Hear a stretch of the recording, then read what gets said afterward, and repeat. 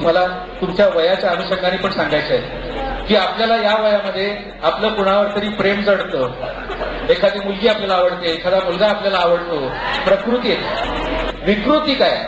एखाद्या मुलीवरती समजा प्रेम जडलंय तर आपण ज्यावेळेला व्यक्त करतो त्यावेळेला ती नाही म्हटली तर आपण चिडतो. हे चिडणं ही विकृती आहे. चिडल्यानंतर जे काही करतो ती त्याच्या पुढची विकृती आहे. एखाद्या व्यक्तीवरती ज्यावेळेला प्रेम असेल त्यावेळेला प्रेमाला होकार असू दे किंवा नकार असू दे, त्यांनी तुमच्या प्रेमामध्ये काही फरक नाही पडला पाहिजे. कारण प्रेम ही पूजा असते.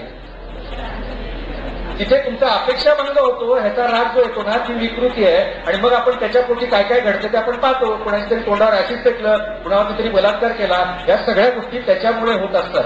त्यामुळे एकच गोष्ट लक्षात ठेवा, प्रेमात पडणं अजिबात वाईट नाहीये. पण ज्यावेळेला तुम्ही अपेक्षा ठेवत असता त्यावेळेला अपेक्षा भंग पण होऊ शकतो, ही मानसिकता ठेवा. एखाद्या मुलाने नाही म्हटलं म्हणून रागवायचं काहीच कारण नाहीये. तुमच्या मैत्रीमध्ये कुठेही खंड नाही पडला पाहिजे.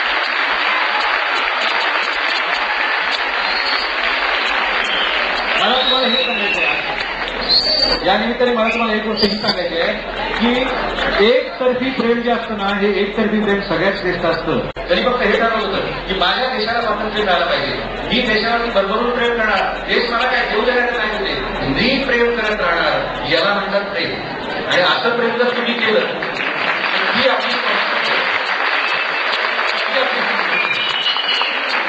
त्यामुळे मुलींना पण मला हे सांगायचं आहे, त्याचा अपमान करू नका.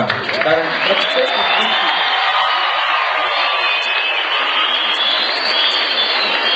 हे खरं प्रेम असतं. नकार असा द्यायचा की त्याच्यामुळे तुमच्या मैत्रीमध्ये खंड नाही पडला पाहिजे. तुम्ही एवढंच करा की नाही आपण मित्र मैत्रीण आहोत तेच बरं आहोत, त्याच्या पुढे मला जायचं नाही असं रिस्पेक्टफुल सांगा. कारण प्रत्येक व्यक्ती तुमच्याकडे जी आलेली असते ती वासनेच्या भावनेतूनच आलेली असते असं नाही.